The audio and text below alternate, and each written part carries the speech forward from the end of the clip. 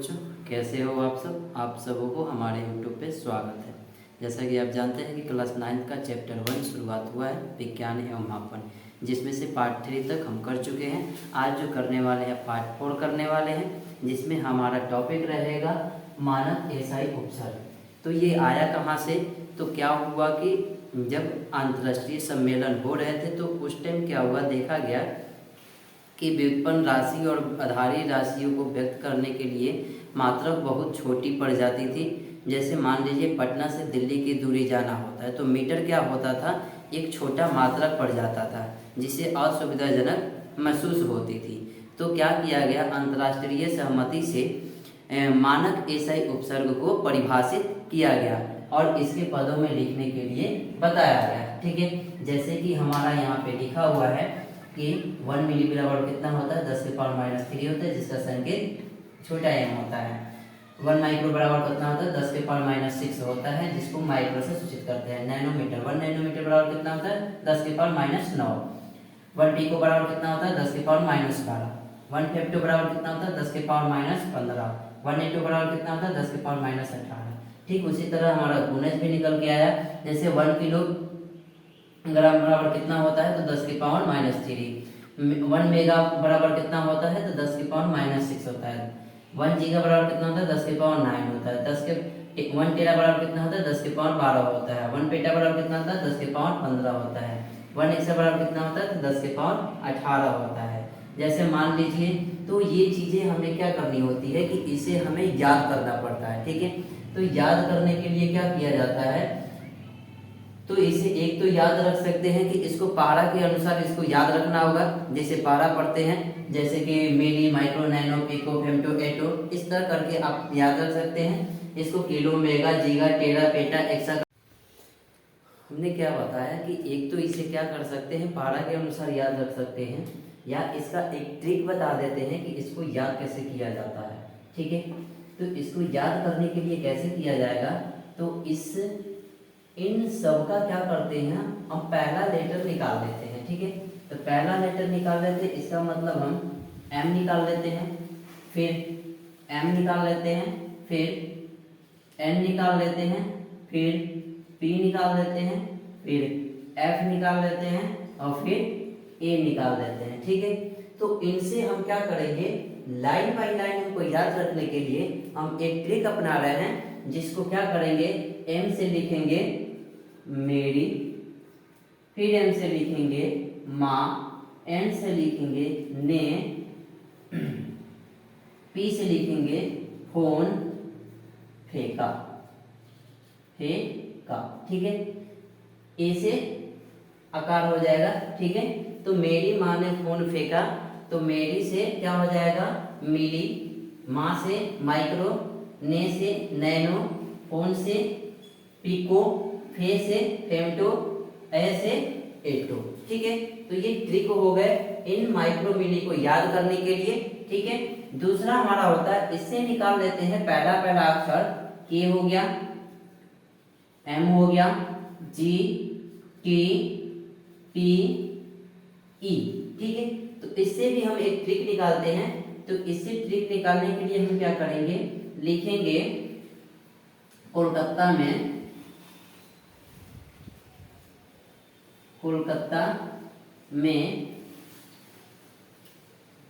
Ganga top पर आई। ठीक है, कोलकाता में गंगा टॉप पे आई, यानी कि इन सारे नामों का, इन उपसर्ग के नामों का इससे हम याद कर सकते हैं लाइन बाय लाइन। ठीक है, तो ये बातें समझ में आई। अगर आपको एक मालूम होता है ना, तो उससे क्या होगा कि ये टोटल याद आ जाएगा। तो कैसे याद होगा, तो 3 के पारा पढ़ के। इसमें भी देखिए, तो ये माइनस में है, लेकिन ये भी 3 के पारा ही है। ठीक है, तो इन तीनों का पारा पढ़ के अगर ऊपर वाला याद हो जाता है, तो इसको आराम से इस फॉर्मूले के द्वारा, इस ट्रिक के द्वारा हम क्या कर सकते हैं, याद रख सकते हैं। ठीक है, अब बात आ जाता है कि इस किलोमीटर को, इस मिलीमीटर को हम चेंज कैसे करेंगे मीटर में। ठीक है, तो इसको चेंज करने के लिए, जैसे मान लीजिए कि 1 मिलीमीटर लिखा हुआ है, 1 मिलीमीटर, तो 1 मिलीमीटर बराबर क्या लिखेंगे, m, फिर m लिखेंगे। इसका मतलब क्या होगा कि 10 के पावर -3 हुआ। ठीक है, तो इसको मीटर में चेंज करने के लिए क्या करेंगे, तो इसको मीटर में चेंज करने के लिए लिखेंगे कि मीटर बराबर क्या होगा, 10 के पावर -3 स्मॉल m हो जाएगा। ठीक, वैसे यहाँ पे किलोमीटर में चेक करना है, 1 किलोमीटर,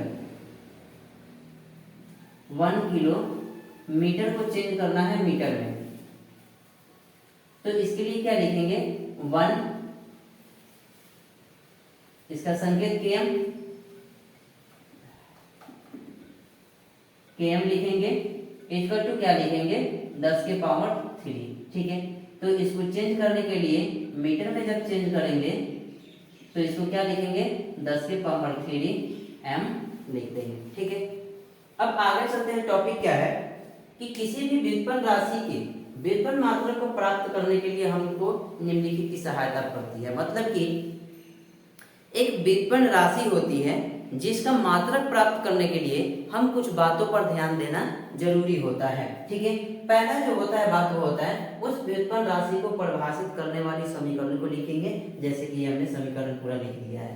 ठीक है, बात क्लियर हुई कि उस व्युत्पन्न राशि को परिभाषित करने के लिए हम क्या करेंगे, समीकरण को लिखेंगे। ठीक है, दूसरा बात, उस समीकरण में शामिल आधारी राशियों के आधारी मात्रक लिखेंगे, यानी कि इन आधारी राशियों का क्या लिखेंगे, इसका आधारी मात्रक लिखेंगे। जैसे कि इस क्षेत्रफल का निकालना हो तो लिखेंगे ना कि क्षेत्रफल का मात्रक बराबर लंबाई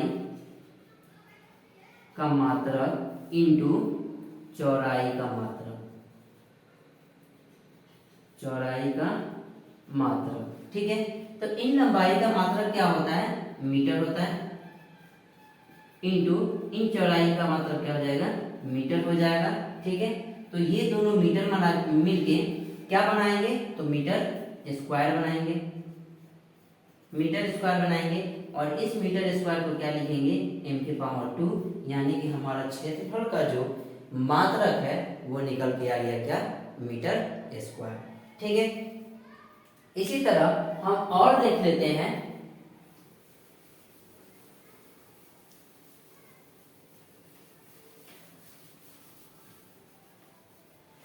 हम और क्या देख लेते हैं कि जैसे हमारा निकालना हो आयतन का। ठीक है, ये फर्स्ट नंबर था उदाहरण, ये दूसरा नंबर है। आयतन का हमें निकालना है,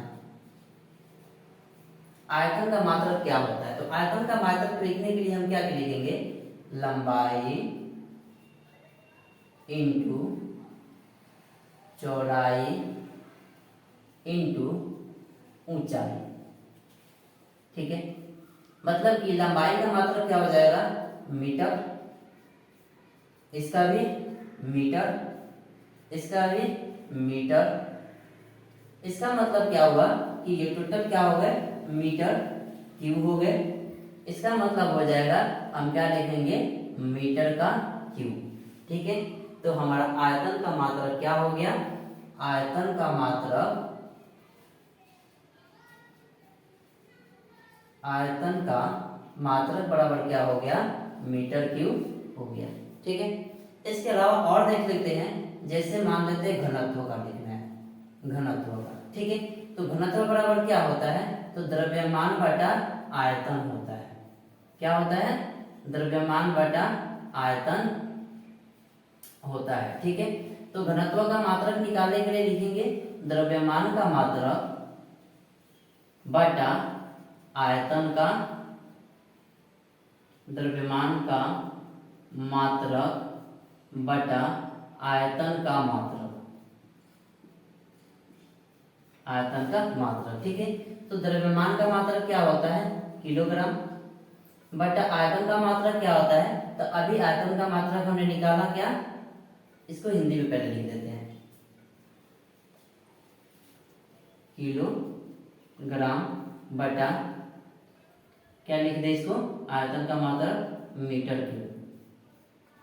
तो इसका संकेत क्या हो जाएगा, तो इसका संकेत ऊपर हो जाएगा केजी बटा एम क्यूब, या इसको लिख सकते हैं किलो मीटर प्रति क्यूब। ठीक है, किलोमीटर प्रति क्यूब, या फिर इसको ऐसे भी लिख सकते हैं केजी प्रति एम क्यूब। ठीक है, एम क्यू लिख सकते हैं। ये बातें समझ में आई। ठीक है, फिर तो इसे मिटा देते हैं।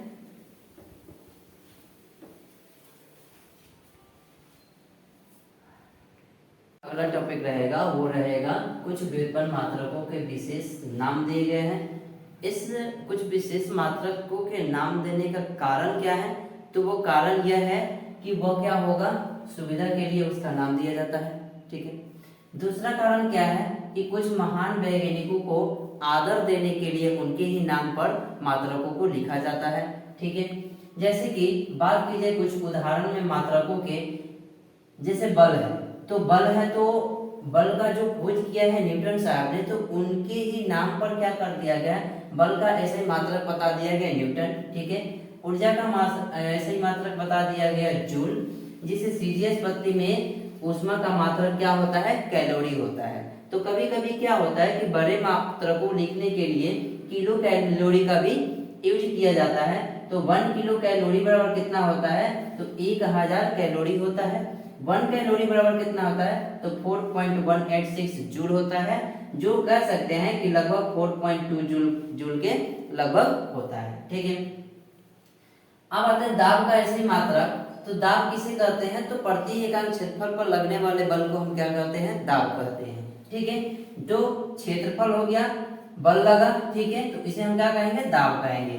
तो बल का मात्रक क्या होता है, न्यूटन होता है, एन होता है, और क्षेत्रफल का मात्रक क्या होता है, मीटर स्क्वायर होता है। तो इसका मात्रक जो होगा क्या हो सकता है, तो हो सकता है न्यूटन प्रति मीटर स्क्वायर, या इसे इस तरह भी लिखा जा सकता है न्यूटन मीटर स्क्वायर प्रति मीटर स्क्वायर। ठीक है, तो ये हमारा दाब का ऐसा ही मात्रक हो गया।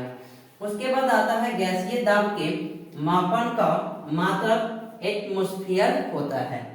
गैसीय दाब के मापन का मात्रक क्या होता है, एटमॉस्फेयर होता है। अगला जो टॉपिक आता है वायुमंडलीय दाब। तो वायुमंडल में वायु के दाब को हम क्या कहते हैं, वायुमंडलीय दाब कहते हैं। ठीक है, जो जिसे संकेत में किसे सूचित किया जाता है, तो एटीएम से सूचित किया जाता है। ठीक है, 1 एटीएम बराबर कितना होता है, तो 1.013 इंटू 10⁵ पास्कल होता है। ठीक है, यहाँ पे दाब का जो मात्रक होता है, इसका मात्रक एक और नाम से भी सूचित किया जाता है, जिसे पास्कल कहा जाता है। ठीक है, क्या कहा जाता है, पास्कल कहा जाता है, कि दाब के उस वैज्ञानिक का खोज करने के कारण उस वैज्ञानिक के नाम पर ही इस दाब का मात्रक पड़ गया। ठीक है, अब आते हैं कि बर्फ का गलनांक कितना होता है, तो 0 डिग्री सेल्सियस होता है, जो किसके बराबर होता है, तो 273.15 के, जो पार्लर किसका होता है, तो 273 केल्विन लगभग के पार्लर होता है। ठीक है, जल का क्वथनांक कितना होता है, 100 डिग्री सेल्सियस होता है, जो किसके बराबर होता है, तो 3.73 इंटू 373.15 केल्विन पार्लर किसके होता है, तो 373 केल्विन के लगभग पार्लर होता है। ठीक है, तो इसके कुछ हम न्यूमेरिकल्स कर लेते हैं। ठीक है, इसे मिटा देते हैं।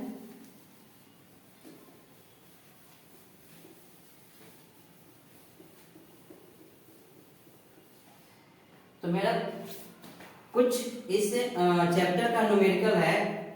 पहला जो है, निम्नलिखित तापमानों को सेल्सियस स्केल में परिवर्तित करें। निम्नलिखित तापमानों को सेल्सियस स्केल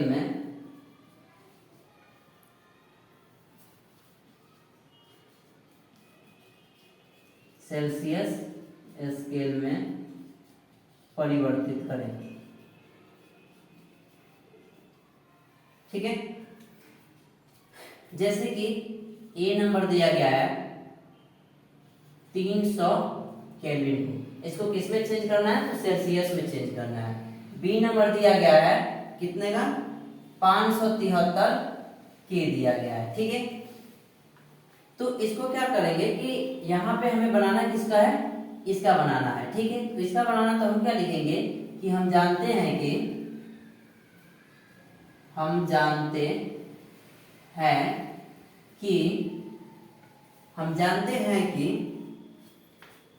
0 डिग्री सेल्सियस बराबर कितना होता है, 273 के होता है। ठीक है, तो अब हम क्या करेंगे, 273 के को हम क्या करेंगे 300 में से घटा देंगे तो वो हमारा कितना आ जाएगा, सेल्सियस में निकल के आ जाएगा। जैसे 300 के लिखा हुआ है तो इसको हम क्या करेंगे 300 माइनस 273 बराबर डिग्री सेल्सियस बराबर हमारा कितना आ जाएगा, तो ये हमारा आ जाएगा 72 डिग्री सेल्सियस। ठीक है, तो ये हमारा आंसर हो जाएगा। अब आपको किसका बनाना है, तो आपको बनाना होगा बी का, ये 573 केल्विन का सेल्सियस में क्या होगा। ठीक है, दूसरा होता है कि निम्नलिखित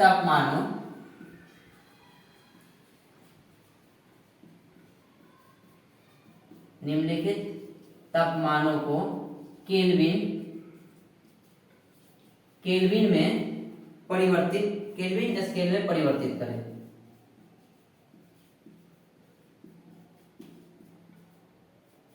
केल्विन स्केल में परिवर्तित करें। ठीक है, तो इसके लिए ए नंबर दिया गया है 25 डिग्री सेल्सियस और बी में दिया गया है 373 डिग्री सेल्सियस। 373 डिग्री सेल्सियस दिया गया है। ठीक है, तो इसे क्या करेंगे, हम जानते हैं कि फिर लिखेंगे कि हम जानते हैं कि 100 डिग्री सेल्सियस बराबर कितना के बराबर होता है, नहीं 0 डिग्री सेल्सियस बराबर कितना होता है 273 के। हम जानते हैं कि 0 डिग्री सेल्सियस बराबर कितना होता है 273 के होता है। ठीक है, इसमें हमने क्या किया था 273 को घटा दिया था, अब इसमें हम केल्विन निकालना होगा तो इस सेल्सियस में क्या कर देंगे, जोड़ देंगे। ठीक है, तो ए नंबर है 25 डिग्री सेल्सियस बराबर कितना हो जाएगा 25 प्लस 273, इसको जोड़ेंगे तो कितना होगा 8 होगा, ये 9 होगा, ये 2 होगा। ठीक है, तो 298 केल्विन ये आके आपका निकल जाएगा। तो बी नंबर आपको बनाना है 373 डिग्री सी। ठीक है, इसको केल्विन में चेंज करके दिखाना है। जब केल्विन में चेंज करना हो तो 273 क्या कर देंगे, जोड़ देंगे। जब सेल्सियस में चेंज करना हो जब 273 को क्या कर देंगे, घटा देंगे। ठीक है, तो आज ये आपका चैप्टर हो गया, समाप्त हो गया। ठीक है, थैंक यू, धन्यवाद।